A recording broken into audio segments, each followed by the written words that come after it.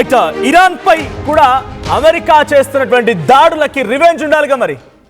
So revenge తీర్చుకుంటోంది Iran Kuwait Bahrain లో ఉన్నటువంటి అమెరికా స్థావరాలపై బిగ్గెస్ట్ అటాక్ తో రెచ్చిపోతోంది. అమెరికా స్ట్రైట్ ఆఫ్ హార్ముజ్ దగ్గర చేసినటువంటి అటాక్, దీంతో పాటుగా స్ట్రైట్ ఆఫ్ హార్ముజ్ దగ్గర ఇరాన్ స్థావరాలపై చేసిన అటాక్, డ్రోన్ స్థావరాలపైన, డ్రోన్ స్టోరేజెస్ పైన, మిసైల్ స్టోరేజెస్ ఫెసిలిటీస్ పైన, ఇరాన్ ఆర్మీ సెంటర్స్ పైన, army IRGC guards and corps వాళ్ళటువంటి స్థావరాలపై అటాక్ చేస్తున్నటువంటి అమెరికా దాడులకి అటు అమెరికా మిత్రత్వ దేశమైనటువంటి ఇజ్రాయెల్ కూడా ఇటు ఇరాన్ మద్దతు దేశమైనటువంటి లెబనాన్ పైన వీటన్నిటికీ రివెంజ్ తీర్చుకుంటుంది ఇరాన్. సో పరస్పరంగా దాడులతో ఒకరిపై ఒకరు రెచ్చిపోతున్న తరుణంలో ఇరాన్ ఇప్పుడు పలు స్థావరాలను టార్గెట్ చేసింది. మిత్రపక్షాలైనటువంటి కువైట్ అండ్ బహ్రెయిన్లపై క్షిపణులతో దాడి చేస్తోంది. ఆ క్షిపణులతో దాడి చేసే క్రమంలో బహ్రెయిన్ అండ్ కువైట్లో భయంకరమైనటువంటి మిసైల్ దాడి పడుతూనే ఉంది, డ్రోన్ అటాక్ జరుగుతూనే ఉన్నాయి. ఇరాన్ మిసైల్స్, డ్రోన్ స్టోరేజ్ స్థావరాలపైన అమెరికా దాడులు చేసినటువంటి నేపథ్యంలో దానికి ప్రతీకారంగా ఐఆర్జీసీ కూడా బలమైనటువంటి బదులిస్తోంది. ఇరాన్ దాడులతో కువైట్ బహ్రెయిన్ అప్రమత్తమైంది. ఎయిర్ డిఫెన్స్ సిస్టమ్ని యాక్టివేట్ చేసింది. సురక్షిత ప్రాంతాల్లో అక్కడి ప్రజల్ని తలదాచుకునేలా చేస్తోంది బహ్రెయిన్. ఇంకా మిత్రపక్షాలపైన దాడులు చేయడంతో ఇరాన్పై ట్రంప్ మరోసారి ఫైర్ అయ్యారు. తాము సైనిక చర్యకు దిగితే ఇరాన్ ఉనికిలో ఉండదని కూడా ఆయన వార్నింగ్ ఇస్తున్నారు. ఈ వార్నింగ్ని దేన్ని కూడా ఇరాన్ పట్టించుకోవడం లేదు. ఇరాన్ మాపై అటాక్ చేయడం అంటే అంత ఆశమాష విషయమేం కాదు, మేము తిరిగి దాడి చేస్తామని నిరూపించుకోవడం కోసమే ఇప్పుడు కువైట్ అండ్ బహ్రెయిన్ పై అటాక్ జరుగుతోంది. ఒకసారి కువైట్ అండ్ బహ్రెయిన్ పై ఇరాన్ చేస్తున్న అటాక్ సంబంధించి ఆ విజువల్ చూద్దాం.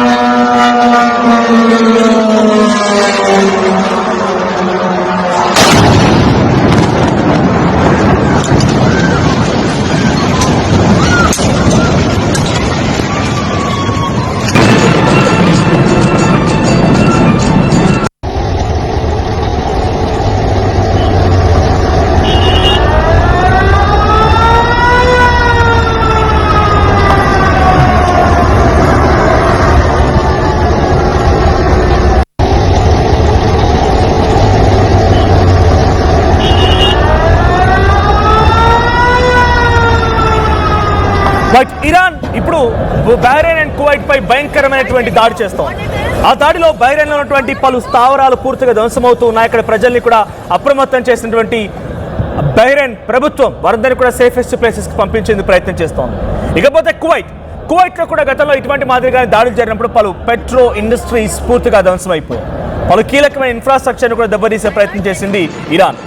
అయితే ఇప్పుడు స్ట్రైట్ ఆఫ్ హార్ముజ్ క్లోజ్ అయిందా అంటే అది ఓపెన్లోనే ఉంది, కానీ నౌకల రాకపోకలు మాత్రం నిలిపివేసింది. నౌకల రాకపోకలు మాత్రం కొంత అనుకున్న స్థాయిలో జరగడం లేదు.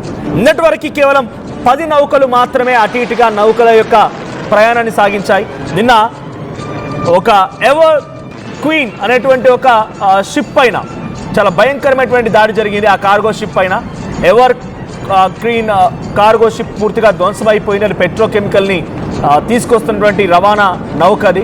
సో ఆ తర్వాత నుంచి ఇరాన్ చేసినటువంటి దాడికి ప్రతిదాడిగా అమెరికా కూడా ఇరాన్పై అటాక్ చేస్తోంది. ఇరాన్లోని పలు కీలకమైనటువంటి ఆర్మీ స్థావరాలపైన, టెహరాన్ నగరం చుట్టూన్నటువంటి కొన్ని కీలకమైనటువంటి డ్రోన్, మిసైల్ స్టోరేజ్ ఫెసిలిటీస్ పైన అటాక్ చేసింది. కోస్టల్ రాడార్ ఫెసిలిటీస్ పైన, ఎయిర్ డిఫెన్స్ సిస్టమ్స్ పైన, మిలిటరీ సైట్స్ పైన కూడా ఈ అటాక్స్ జరిగాయి.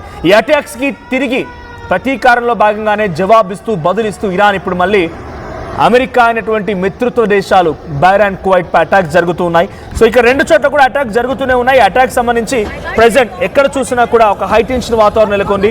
So prepare for a long endless night అని డొనాల్డ్ ట్రంప్ వార్నింగ్ ఇస్తున్నారు. Prepare for a long and endless night అని డొనాల్డ్ ట్రంప్ ఎన్నిసార్లు వార్నింగ్ ఇచ్చినా ఇరాన్ మాత్రం పట్టించుకోవడం లేదు. అటు UK MTO, United Kingdom maritime trade operations వాళ్ళ వెజల్స్ రావడకపోవడం కానీ, అక్కడ వచ్చినటువంటి స్ట్రైట్ ఆఫ్ హార్ముజ్లో ఈ అన్ఐడెంటిఫైడ్ ప్రొజెక్టైల్ కారణంగా వాళ్ళ నౌకని అటాక్ చేయడం కానీ వీళ్ళందరూ కూడా ఆందోళన వ్యక్తం చేస్తూ ఉన్నారు. సో బహ్రెయిన్, కువైట్లో జరుగుతున్నటువంటి దాడికి సంబంధించి అఫీషియల్గా ఏమైనా మరణాలు ఉన్నాయా, ఏదైనా ఇబ్బందికర వాతావరణం ఉందా అన్నప్పుడు క్యాజువాలిటీస్ అయితే లేవు, అంటే మరణాలు మాత్రం లేవు, కానీ గాయాల పడ్డవాటి సంఖ్య పెరుగుతోంది. ఇన్ఫ్రాస్ట్రక్చర్ దెబ్బతింటోంది, కోట్లాది రూపాయల ఆస్తి నష్టం వాటిల్తోంది. భయంకరమైనటువంటి ఈ దాడితో కువైట్, బహ్రెయిన్ మళ్ళీ ఒక్కసారిగా అల్లాడిపోతున్న పరిస్థితి. ఈ దాడి ఇంకా కొనసాగుతుందని ఇరాన్ చెప్తోంది. As long as America attacks Iran, ఎప్పటి వరకైతే అమెరికా ఇరాన్ పై అటాక్ చేస్తూ ఉంటుందో అప్పటి వరకు కువైట్ అండ్ బహ్రెయిన్ పై మేము కూడా అటాక్ చేస్తూనే ఉంటామని చెప్పినట్టుగా బదులైనటువంటి ఒక బలమైనటువంటి జవాబుని బదులిస్తోంది ఇరాన్. ఇరాన్ ఈ దాడిని వెనక్కి తగ్గే ప్రసక్తి లేదు. మీకు కనుక గుర్తుండుంటే అమెరికా మొదటిసారిగా ఫిబ్రవరి 27వ తేదీన అలీ ఖమేనీ అంతమందించిన రోజున బహుశా వాళ్ళు ఊహించినటువంటి ఒక మాట ఏంటంటే, ఆ మొదటి రోజున మేము అటాక్ చేస్తాం, రెండో రోజున వాళ్ళు సైలెంట్ అయిపోతారు, వాళ్ళ లీడరే పూర్తిగా దెబ్బతిన్న తర్వాత వాళ్ళు ఏం యుద్ధం చేయగలుగుతారన్నట్టుగా భావించింది అమెరికా. కానీ ఈ యుద్ధాన్ని సుమారుగా 3 నెలల పాటుగా తీసుకురాగలిగింది ఇరాన్. 3 నెలలు కాదు, ఇంకంతకు మించే అవుతోంది. ఇప్పుడు చర్చలు జరుగుతున్నాయి స్విట్జర్లాండ్లో. ఇరు దేశాలకు సంబంధించినటువంటి శాంతి ఒప్పందం, cease fire agreement, 60 days of discussions. ప్రతిరోజు అంశంపై చర్చిద్దాం, ఈ మొత్తం యుద్ధానికి ఒక శాశ్వత పరిష్కార మార్గాన్ని, ఒక పూర్తిస్థాయి శాంతి వాతావరణాన్ని నెలకొల్పుదామని చెప్పి అమెరికా, ఇరాన్ ఇద్దరు కూడా నిర్ణయించి స్విట్జర్లాండ్ వేదికగా ఇప్పుడు 2 దేశాలు కూడా చర్చలకు కూర్చుంటున్నాయి. జేడి వ్యాన్స్ అటెండ్ అయ్యారు, ఇటు అర్గాచి అటెండ్ అయ్యారు, ఇరాన్ నుంచి ఫారెన్ మినిస్టర్గా పెజెస్కియన్ అటెండ్ అవుతూ ఉన్నారు. మధ్యవర్తిగా ఉన్నటువంటి కువైట్ నుంచి కానీ, మధ్యవర్తిగా ఉన్నటువంటి కువైట్ అండ్ అటు పాకిస్తాన్ ప్రధాని షెహబాజ్ షరీఫ్ అండ్ ఆసిమ్ మునీర్లు కూడా అటెండ్ అయ్యారు. ఈ డిస్కషన్ జరుగుతున్న తరుణంలో అటాక్స్ జరుగుతూనే ఉన్నాయి. నిన్న మరి ఆ అటాక్ ఎందుకు జరిగింది, ఇరాన్ చెప్తున్న మాట ఏంటి, ఐఆర్జీఎస్ చెప్తున్న మాట ఏంటి, ఎందుకు ఆ నౌకపై అటాక్ చేయాల్సి వచ్చిందన్నప్పుడు, స్ట్రైట్ ఆఫ్ హార్ముజ్ని మేము వదిలేసాం, ఫ్రీగా వెళ్తూ ఉన్నాయి, కానీ మా రాడార్ సిస్టమ్కి తప్పించుకొని తప్పుదో పట్టించే విధంగా నావిగేషన్ని ఆఫ్ చేసుకొని వెళ్తున్నటువంటి ఒక నౌకపై మేము అటాక్ చేసాం. కారణం అది రాడార్ సిస్టమ్ నుంచి ఆఫ్ చేసుకొని వెళ్ళే విధంగా నావిగేషన్ ఆఫ్ చేసుకుంది అనుకున్నప్పుడు, సో దాని నుంచి మాకు ఏదైనా ప్రమాదం ఉంటుందా అని అనుమానం మాకు వ్యక్తమైంది కాబట్టి అటాక్ జరిగింది. సో అటాక్ నేపథ్యంలో మాకు వాళ్ళ తప్పు ఉంది కాబట్టి అటాక్ చేశాం. అది అమెరికా తమపై అటాక్ ఎందుకు భావించాలి? సో అమెరికా చేస్తోందే సీజ్ ఫైర్ వయోలేషన్, మేం కాదు.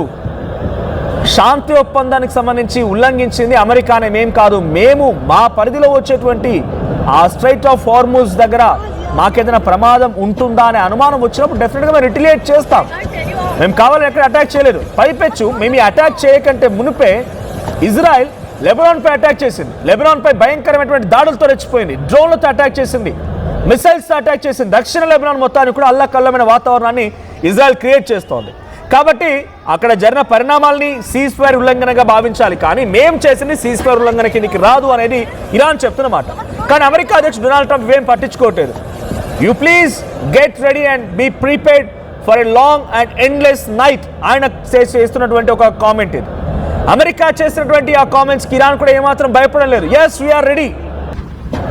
వీఆర్ రెడీ అని చెప్తోంది ఇరాన్. ఐఆర్జీసీ కార్ప్స్ చెప్తున్న మాట అది. ఎందుకంటే మాపై దాడి చేసి మళ్ళీ మేము ఊరుకోమంటే ఎలా ఊరుకుంటాం? రాడార్ సిస్టమ్పై అటాక్ జరుగుతోంది. వీళ్ళు ఇచ్చినటువంటి కండిషన్స్లో ఏదైతే 14 కండిషన్స్ని కీలకంగా తీసుకొని ఈ సీజ్ ఫైర్ అండర్స్టాండింగ్ జరిగిందో, ఆ అగ్రిమెంట్ జరిగిందో, ఆ 14 కండిషన్స్లో ప్రాక్సీ దేశాలైనటువంటి లెబనాన్ కానీ, సిరియాలు కానీ, యెమెన్స్ కానీ వీళ్ళపై అటాక్ని కూడా మాపై అటాక్గానే భావిస్తామని ఇరాన్ పెట్టిన కండిషన్. మన ఇరాన్ పెట్టిన కండిషన్ని ఇజ్రాయెల్ బ్రేక్ చేసినప్పుడు అమెరికా ఇరాన్ సీజ్ ఫైర్ ఉల్లంఘన జరిగింది అని చెప్పి ఎలా చెప్పగలుగుతుంది అనేది ఇరాన్ చెప్తున్నమాట. సో లెబనాన్పై అటాక్స్ ఉన్నాయి, అమెరికా ఇరాన్పై అటాక్స్ ఉన్నాయి. ఇవన్నీ నేపథ్యంలోనే ఇప్పుడు కువైట్, బహ్రెయిన్ పైన భయంకరమైనటువంటి మిసైళ్లతో ఇరాన్ విరుచుకుపడుతుంది. ఐఆర్జీసీ కార్ప్స్ విరుచుకుపడుతున్నారు. నిమిషానికి ఒక మిసైల్ డ్రోన్ చొప్పున కువైట్, బహ్రెయిన్ లాంటి దేశాలని అల్లకల్లోలం చేస్తుంది ఇరాన్. సో చిన్న దేశం బహ్రెయిన్ అనేది చాలా చిన్న దేశం. ఆ దేశాన్ని పూర్తిగా తమ మిసైల్ డ్రోన్లతో చుట్టుముట్టేసింది. కొంత యాంటీ డిఫెన్స్ టీంలు, radar systems and air defence systems అన్ని యాక్టివేట్ అయ్యాయి. వాటిని మిసైల్ అండ్ డ్రోన్లని గాల్లో పేల్చేసే ప్రయత్నం చేస్తున్నారు. బట్ అడపాతడపా ఒకటి డెఫినెట్గా ఆ దేశాలపై పడిపోతాయి, అక్కడ బ్లాస్ట్ అవుతూ ఉంటాయి. అక్కడ చాలా పెద్ద మొత్తంలో మేజర్గా చాలామందికి ఒక విభిన్నమైనటువంటి యుద్ధ వాతావరణం కనిపిస్తూనే ఉంది. సో మరణాల సంఖ్య లేదు, కానీ భయంకరమైనటువంటి క్యాజువాలిటీస్ మాత్రం నమోదవుతూ ఉన్నాయి. చాలామంది గాయాల పాలై ఆసుపత్రిలో చికిత్స పొందుతున్నారు. సో ఈ కువైట్ దేశాల్లో, ఈ బహ్రెయిన్ లాంటి దేశంలో, గల్ఫ్ కంట్రీస్లో మ్యాక్సిమం వాళ్ళందరూ కూడా ఐరన్ డోమ్ లాంటి వాళ్ళు కొన్ని ప్రత్యేకమైన బంకర్లు ఏర్పాటు చేసుకుంటారు. ఎప్పుడైనా ఏ క్షణమైన దాడి జరిగే అవకాశం ఉంది కాబట్టి ఆ బంకర్లని, సీక్రెట్ ప్లేసెస్ని ఏర్పాటు చేసుకుంటారు. ఆ యుద్ధం జరిగినప్పుడు ఈ ప్రజలందరినీ కూడా సీక్రెట్ ప్లేసెస్లకి, ఆ బంకర్లకు పంపించడానికి వీలుగా ఉంటుంది కాబట్టి. సో ఇప్పుడు బహ్రెయిన్ అనౌన్స్ చేసింది ఆల్రెడీ, మీరు అంతా సేఫ్ ప్లేసెస్కి వెళ్ళిపోండి, మీ ప్రాణాలని కాపాడుకోండి. ఇరాన్ అటాక్ చేస్తుందని బహ్రెయిన్ అనౌన్స్ చేసింది, కువైట్ కూడా అనౌన్స్ చేసింది. కువైట్లోని ఓ పెట్రోకెమికల్ ఇండస్ట్రీ పైన దాడి జరిగింది. ఆ దాడికి సంబంధించిన సంఘటన పెద్ద ఎత్తున కువైట్ దేశాన్ని ఇప్పుడు చాలా తీవ్రంగా ఆస్తి నష్టాన్ని వాటిలో విధంగా చేస్తున్నట్టుగా అమెరికా చెప్తోంది. సో అమెరికా మిత్రపక్ష అయినటువంటి ఈ దేశాలపై అటాక్ చేయడాన్ని చాలా సీరియస్గా తీసుకున్నారు ట్రంప్. మరి ట్రంప్ ఎలా రిటిలియేట్ అవుతారు, ఇరాన్ దాడిని ఎలా తిప్పికొడతారు, ఇరాన్ ఇంకా ఎంతలా ఈ దాడి డోసేజ్ని పెంచబోతుందో చూడాలి.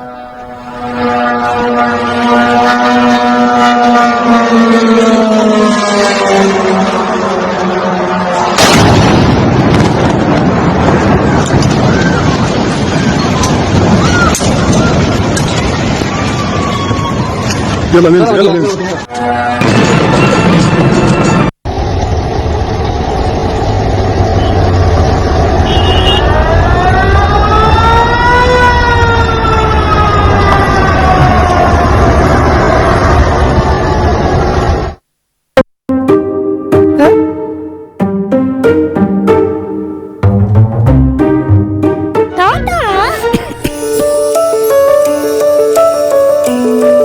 జలుబు, తలనొప్పి, నడుము నొప్పి, మోకాళ్ళ నొప్పులు లాంటి లక్షణాల నుండి ఉపశమనానికి శాస్త్రిబా, trusted by millions since 1992. Tournament కి ముందు పెయింట్ ఎలా చేస్తాం?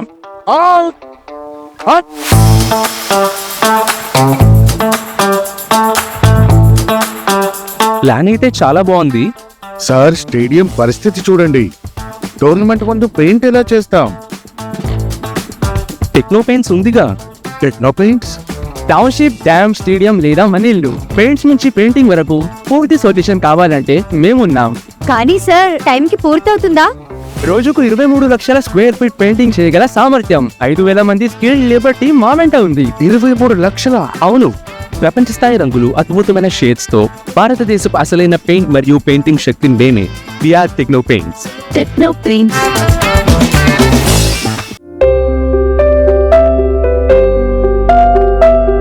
చిన్న చిన్న ఆనందాలు 35 ఏళ్లుగా నా జీవితంలో లేవు. 35 ఏళ్లుగా నేను డైపర్లలో బ్రతికాను. 6 సెంటీమీటర్ల ఫిస్టులా నా మూత్రాశయంలో లీక్ కారణమైంది. ఎవరూ నాకు సహాయం చేయలేకపోయారు. ఏఐఎన్యూలో వైద్యులను కలిసే వరకు.